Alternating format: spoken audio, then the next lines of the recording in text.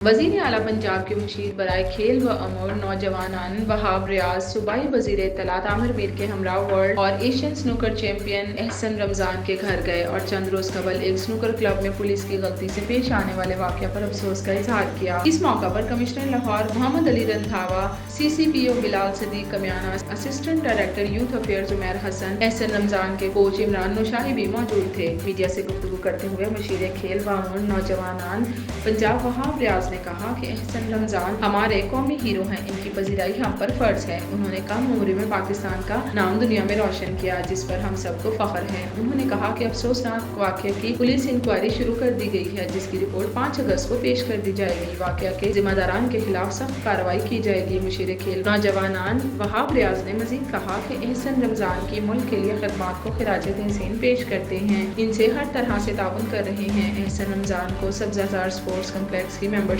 दे दी गई है ताकि वो इंटरनेशनल इवेंट्स की भरपूर तैयारी कर सकें। स्नूकर टेबल भी दे रहे हैं, दीगर सहूलियात भी फराहम की जाएंगी। हम एहसन रमज़ान के साथ खड़े हैं, हमारा ताउन हमेशा इनके साथ रहेगा। याद रहे कि चंद रोज कबल एहसन रमज़ान को एक स्नूकर क्लब में ट्रेनिंग करते हुए पुलिस ने हिरासत में लेकर हवालात में बंद कर दिया था, जिस पर नौजवान खिलाड़ी सख्त दिल बर्दाश्ता थे। ताहम हुकूमती रहनुमाओं की बर वक्त हौसला अफजाई से वो बैन अवी सतह पर पाकिस्तान के लिए दोबारा एजाज़ात हासिल करने के लिए पुरअज़्म हैं।